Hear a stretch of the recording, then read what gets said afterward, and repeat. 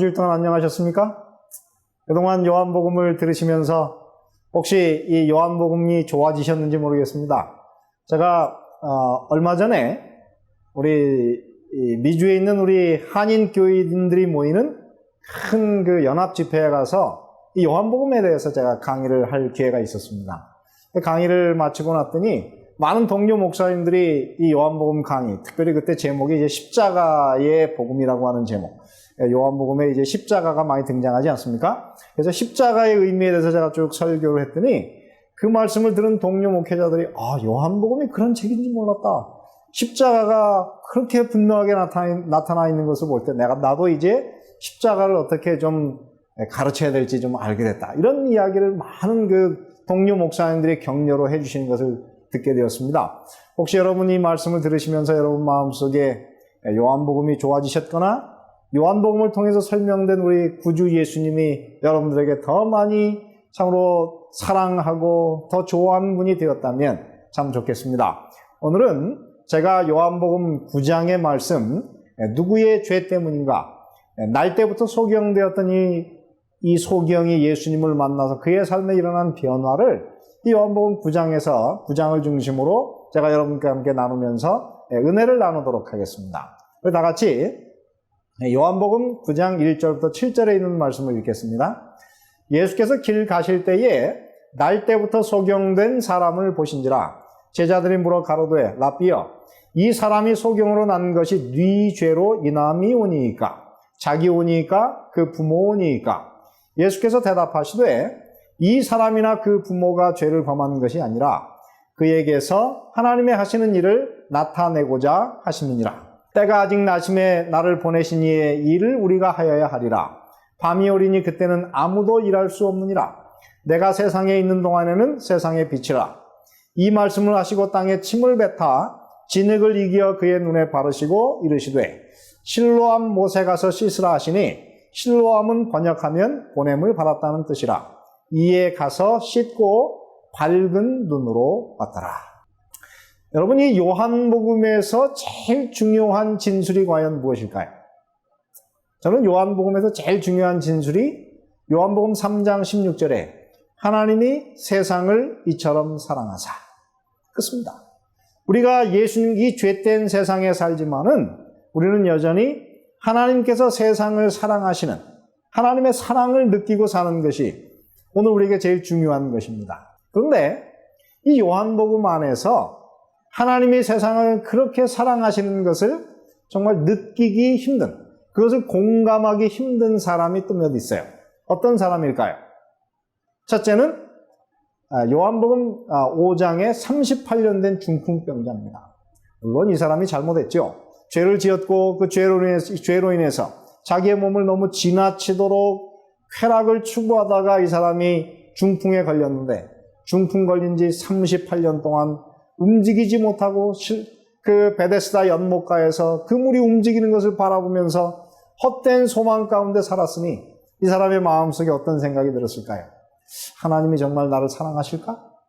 하나님이 나를 저주하지는 않았을까? 아마 그런 생각 속에 살았을 것입니다. 두 번째는 바로 이 날 때부터 소경된 사람입니다. 날 때부터 소경된 것도 억울한데 이 사람이 거지가 되어서 부모가 너무 가난했기 때문에 먹고 살 것이 없으니 매일 사람들의 그 자선에 의지하면서 살아가는 이 사람의 삶은 얼마나 힘들었을까요? 그러므로 이 두 사람은 제가 볼 때 요한복음에서 하나님이 나를 사랑하신다는 그 진술을 정말 받아들이기 힘든 그런 상태 속에서 살았을 것입니다. 그래서 오늘 예수님의 제자들이 지나가면서 이 불쌍한 그 날 때부터 소경된 사람을 바라보면서 이렇게 질문했습니다. 선생님, 이 사람이 소경으로 난 것이 누구의 죄 때문입니까? 자기 죄 때문입니까? 아니면 그 부모의 죄 때문입니까? 사실은 이런 질문이 유대 그 랍비의 그 미시나 이 글에 보면은 굉장히 많습니다. 그 사람들은 바로 하나님께서 저주를 하신 것이냐, 하나님께서 그러면 왜 저주를 하셨을까? 이 사람이 혹시 그 뱃속에 들어있는 동안에 죄를 범했을까? 아니면 그 부모의 죄 때문에 죄를 범했을까? 이런 의논이 많습니다. 그런데 정말 그 이유가 뭐냐면은 그 출애굽기 20장 5절에 보면 거기에 하나님께서 이렇게 말씀하십니다. 나 여호와 너의 하나님은 질투하는 하나님인즉 나를 미워하는 자의 죄를 갚되 아비로부터 아들에게까지 3, 4대까지 이르게 하거니와. 오늘 이 말을 액면 그대로 보면 하나님께서 마치 어떻게 해요? 어떤 죄를 지은 사람, 그래서 하나님께서 그를 미워하게 되면 그 죄를 3, 4대 지날 때까지 그 죄를 갚는다. 그런 뜻으로 우리가 자칫하면 오해할 수 있습니다.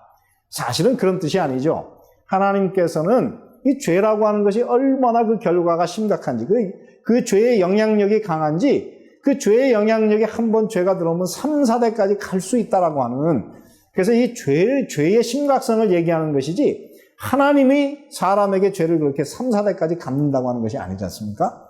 왜냐하면 그 다음에 하나님께서 말하기를 나는 나를 사랑하고 나의 뜻을 순종하는 사람들에게 1000대까지 은혜를 베푼다고 했으니까 하나님은 은혜를 더 많이 베푸시는 분이고 사랑을 베푸시는 분이지 우리를 저주하는 분이 아니라고 하는 것을 우리가 알아야 되는 것입니다.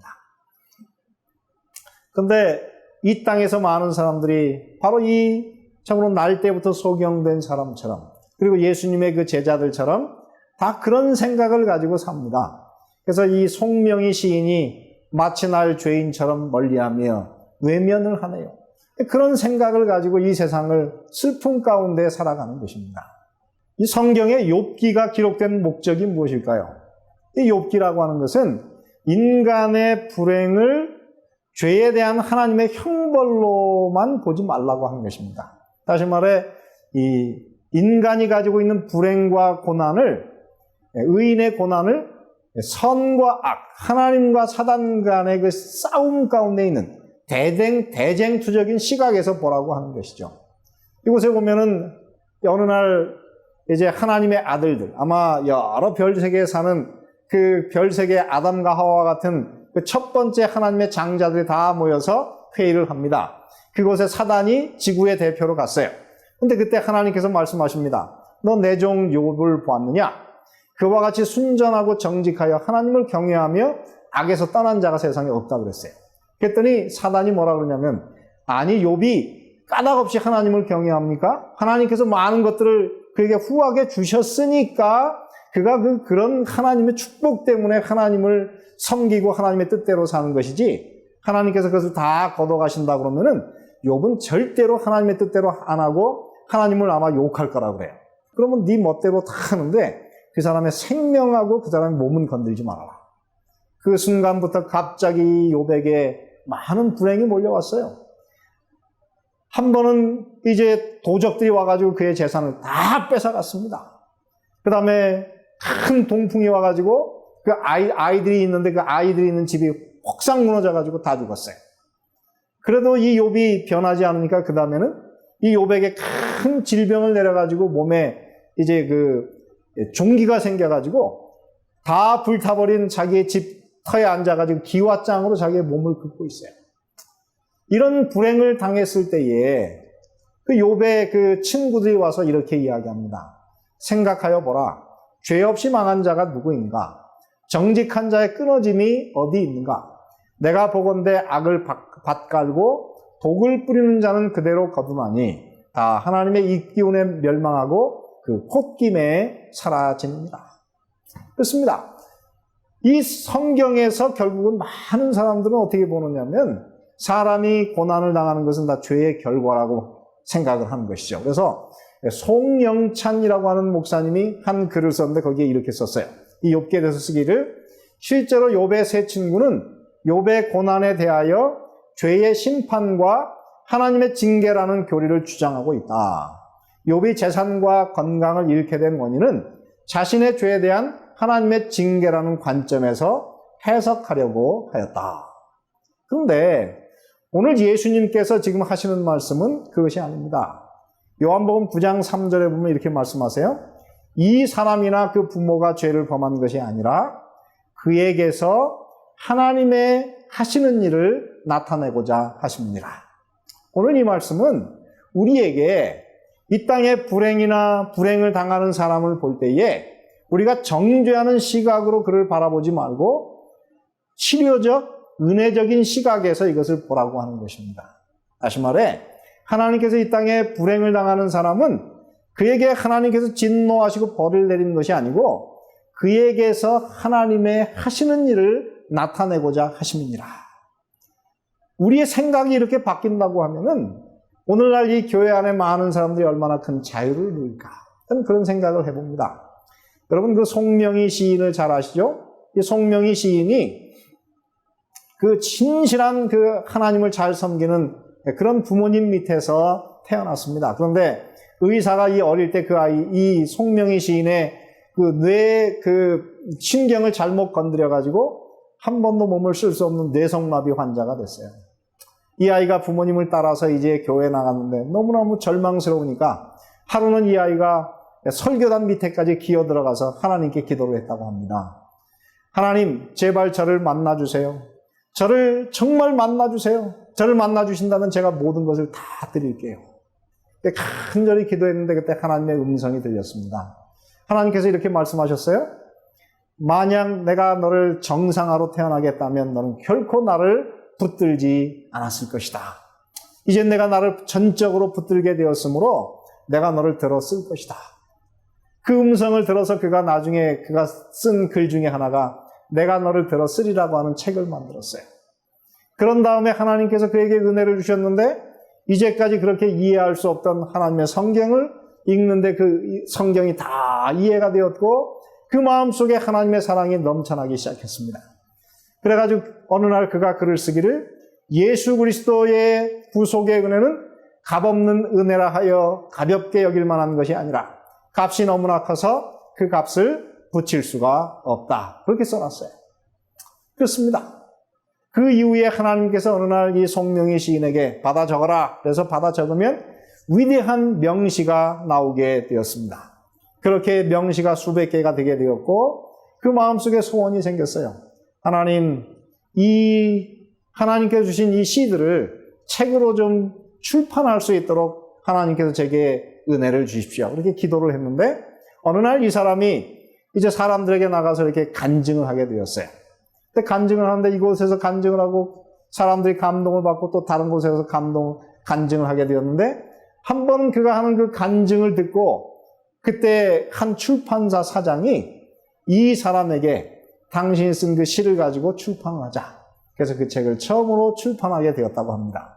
시집을 출판하자 그 가운데 주옥같이 쓰여진 많은 글들을 바라보고 사람들이 그것을 가지고 노래를 만들기 시작해가지고 송명희 시인이 만든 많은 노래를 가지고 많은 그 복음성가, 가스펠송이 나오게 되었던 것이죠.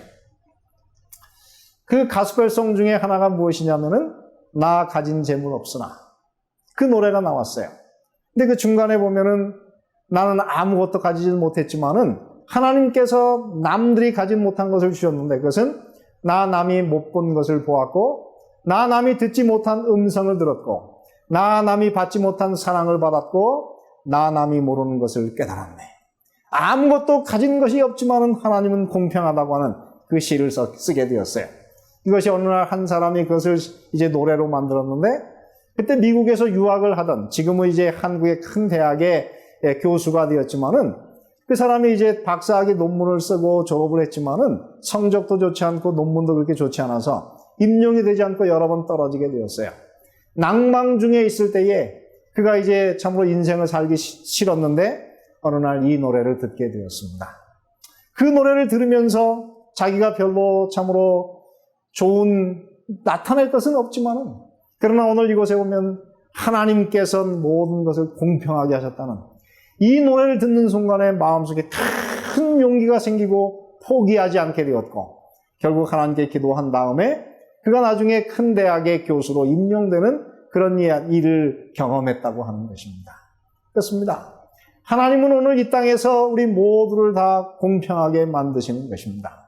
이 송명희 시인은 나중에 얼마 전에 죽기까지 전 세계에 참으로 다니면서 1600번이나 그가 간증을 하는 그런 영광을 누리게 되었고 하나님을 드러내는 사람이 되었습니다. 1600번이면은 제가 목사로서 1년에 설교하는 것이 100번 정도 될까요? 아마 100번이 되지 않습니다. 만약에 일주일에 한 번씩 설교한다 그러면 제가 몇 년을 설교한 것이냐면 거의 22년 설교하면 약 1600번이 되는데요. 이 송명희 시인이 약 22년이나 되는 그런 장구한 세월만큼 그가 간증을 하여 하나님께 참으로 하나님의 사랑을 드러내는 그런 위대한 인물이 되는 것입니다. 그렇습니다. 그러므로 오늘 우리는 이 요한복음 9장에서 만날 가장 큰 기적은 이 소경이 눈을 뜬 것이 아니고 오늘날 이 요한복음 9장을 읽는 사람이 이 글을 통해서 우리의 시각이 바뀌는 정죄의 시각에서 치료적, 은혜적인 시각을 가지고 인생을 살아가는 것입니다. 요한복음 9장 3절 이 사람이나 그 부모가 죄를 범한 것이 아니라 그에게서 하나님의 하시는 일을 나타내고자 하심이니라. 여러분 이 말씀을 결코 잊지 마시게 되기를 바랍니다. 혹시 여러분의 삶에 어떤 불행이 있을 때에 결코 그것이 하나님께서 여러분들에게 벌을 내리시거나 아니면 여러분의 어떤 죄 때문에 일어나는 것이 아니고 하나님께서 이런 일을 통하여 하나님의 하시는 영광과 능력을 나타내고자 하십니다. 이렇게 생각하신다면 여러분의 삶에 굉장한 용기와 희망이 생길 것을 확신하는 것입니다. 그러면 하나님께서 오늘 이 사람에게 어떤 변화를 주셨는가? 오늘 성경에 보면 참 재밌어요. 예수님께서 이 사람을 고칠 때 그냥 고치지 않으시고 안식일이었는데 이 사람에게 이제 그 눈에다가 흙을 바르는데 그 흙을 어떻게 만들었냐면 침을 뱉으셔가지고 그것을 이겨가지고 그의 눈에다가 이렇게 발랐어요. 왜 오늘 이 성경에서 보면은 예수님께서 침을 뱉어서 진흙을 만들었을까요? 오늘날로 보면은 대단히 정말 그것이 좀 불결하지 않습니까? 왜 하나님께서 이런 일을 하셨을까요? 근데 제가 어릴 때 시골에서 살았습니다. 시골에서 살았는데 우리 집에 이제 그 외양간이 있어서 그 외양간에서 이제 암소가 어느 날 새끼를 낳았어요. 새끼를 낳았는데 이 새끼가 낳자마자 걷지를 못하는데 어미소가 그 새끼를 다 자기의 혀로 그 몸에 묻은 모든 그 끈끈하고 더러운 것들을 다 핥아서 청소해 주는 것을 보게 되었어요. 정말 그것은 감동이었습니다. 1시간이 넘게 그렇게 쫙 빨아서 핥아서 이제 송아지를 그렇게 씻어주니 송아지가 드디어 힘을 내서 일어서게 되었고 드디어 어미소의 젖을 물고 점점 자라는 모습을 보게 되었습니다. 저는 아마 이 장면이 하나님께서 에덴 동산에서 사람을 만들 때에 이 진흙을 이기실 때 그냥 하지 않으시고 그의 사랑의 침을 그곳에다 섞으셔가지고 아마 이 흙을 만드셔서 그 흙으로 사람을 빚으셨을 것이다. 저는 그렇게 생각을 합니다. 저만 그런 것이 아니고 2세기경의 한 교부가 그렇게 이 요한복음 9장의 이야기를 설명한 적이 있습니다. 그렇습니다. 하나님께서 이 침은 바로 사랑입니다.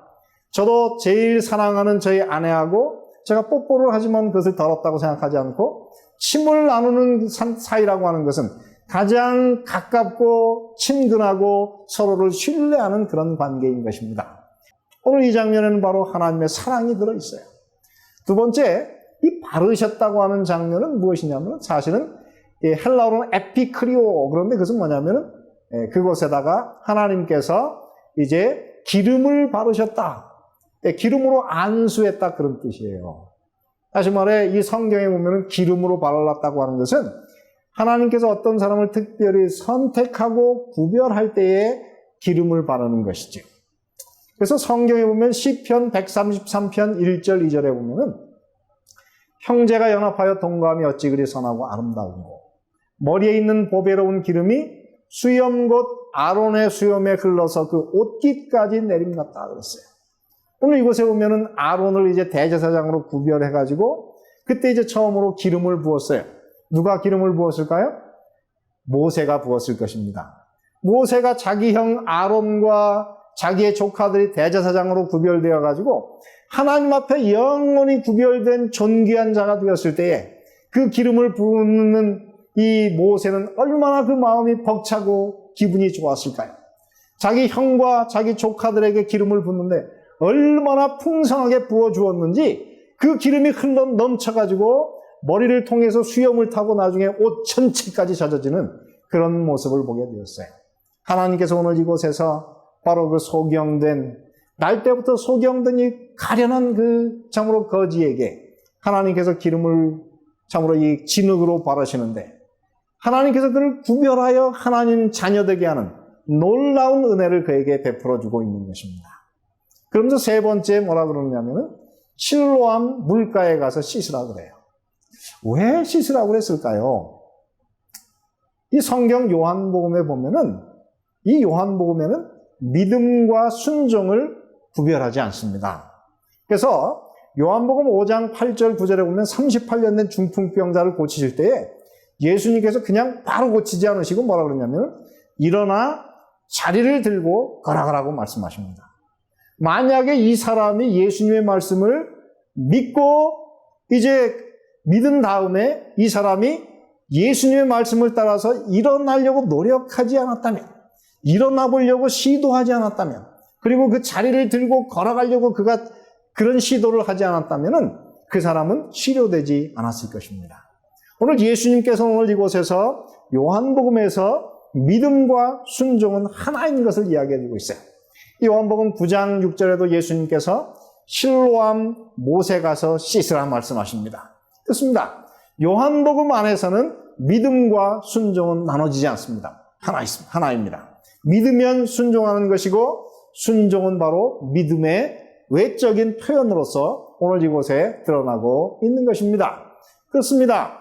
오늘 이 땅에서 하나님을 신실하게 섬기는 많은 분들은 우리가 항상 생각해야 될 것은 이 로마서처럼 우리는 믿음과 순종을, 믿음과 행위를 나눠야 될 때도 있지만은 대체로 많은 부분에서는 하나님께서 믿음은 곧 순종이라고 하는 것, 믿음과 순종은 하나라고 하는 사실을 여러분 결코 잊지 마시고 하나님께서 무엇을 말씀하실 때에 여러분께서 진정으로 그 말씀을 믿으신다면 그 말씀을 액면 그대로 순종하시는, 진정으로 믿으시는 그런 그리스도인들이 되시기를 간절히 바라는 것입니다. 이 성경의 요한복음에 보면은 예수님의 칭호가 나오는데 가장 많은 칭호가 무엇이냐면 하나님의 보내신 자라고 하는 것입니다. 그래서 요한복음 안에서만 보내셨다, 보내심을 받았다 이런 단어가 몇 번이나 나오냐면 49번 나와요. 그래서 요한복음에서 제일 많이 나오는 예수님이 자신을 가르치는 칭호가 뭐냐면 하나님의 보내신 자입니다. 그러면 여기서 예수님께서 그를 실로암 못에 보냈다 그러는데 실로암이라는 뜻이 뭐냐면 보내심을 받았다는 것이죠. 여기서 그러면 예수님께서 이 사람을 어디로 보냈느냐 하는 것입니다. 바로 오늘 이 액면 그대로 본다고 하면은 그것은 실로암 못뿐만 아니라 그것은 바로 하나님께서 보내신 자 예수 그리스도에게 보낸 것입니다. 순종할 때에 우리는 예수님의 말씀을 믿고 순종할 때에 우리는 누구에게로 가는 것입니까? 보내심을 받은 자 예수 그리스도에게 가는 것입니다. 그렇습니다. 오늘 우리는 이 땅에서 매일 삶에서 예수님을 그렇게 붙드시고 사시는 그런 분들이 되시기를 간절히 바랍니다. 여러분 혹시 실로함이라고 하는 노래를 아십니까? 이 노래는 원래 고등학교 때 예수님을 믿었고 그리고 나중에 이제 고등학교 졸업할 때 그는 하나님께서 그를 목사가 되려고 하는 그런 하나님의 부르심을 받은 신상근이라고 하는 그 사람에 의해서 만들어진 노래입니다. 신상근 목사였는데요. 사실은 고등학교 3학년 때 그 하나님의 부르심을 듣고 그것을 노래를 쓴 것이 바로 실로암이라고 하는 그 노래입니다. 어두운 밤에 캄캄한 밤에 새벽을 찾아 떠난다. 종이 울리고 닭이 울어도 내 눈에는 오직 밤이었어. 당신 눈 속에 여명이 있음을 나는 느낄 수 있었어. 오 주여 당신께 감사하리라. 실로암 내게 주심을. 이 사람이 고등학교 3학년 때 이 노래를 만든 다음에 나중에 죄송하게도 이 사람이 대학을 신학교를 가지 않았어요. 이제 대학을 졸업하고 그 사람이 여러 가지 이제 일을 하게 되었지만은 사업도 해봤지만 한 것마다 계속 잘 안 되고 망하게 되었습니다. 그러다 나중에는 병까지 걸리게 되었고 그때서야 그 사람이 회심을 하였어요. 하나님께 간절히 매달렸고 하나님께서 이 사람에게 기적을 베풀어 주셔서 암에서 치유가 되었습니다. 그런 다음에 이 사람이 신학교를 뒤늦게 들어가게 되었고 나중에 신학교를 졸업하고 요즘 목사가 되어 있습니다. 바로 그 사람이 바로 이 신상근 목사라는 사람인데요. 바로 그 사람이 부른 노래가 바로 실로암이라고 하는 노래이죠. 그렇습니다. 하나님께서 오늘 여러분들을 사랑하십니다. 오늘 여러분의 삶에 혹시 불행이 있다고 해도 절망하지 마시게 되기를 바랍니다. 하나님께서 우리의 죄 때문에 우리를 벌하는 것이 아니고 이 사람에게서 하나님의 하시는 일을 나타내고자 하십니다.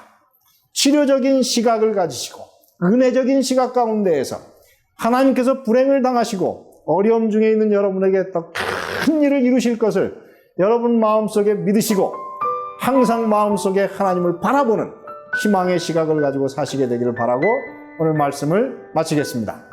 은혜로운 시간 되셨습니까? 더 깊은 말씀 연구를 위해서 저희 오늘의 신앙TV 방송은 메시아라는 책자를 무료로 준비했습니다. 우리의 소망 되시는 예수님의 전생애를 다룬 이 책은 이미 오래전에 미국 국회의사당 도서관에 예수님의 생애에 대해 가장 탁월하게 묘사한 책으로 선정하여 보관하고 있습니다. 이 책은 세계 거의 모든 나라에서 읽혀지고 있는 베스트셀러인데 이 책을 인기 작가인 제리 토마스가 현대적인 감각과 언어로 좀 더 간결하게 정리하여 메시아라는 책으로 새롭게 내놓았습니다. 이 책을 통하여 예수님의 교훈의 의미와 시대를 뛰어넘는 놀라운 영적 통찰력을 얻게 될 것입니다. 저희 방송에서는 이 책자를 무료로 보내드려오니 전화 562-405-2806번으로 전화 주시기 바랍니다.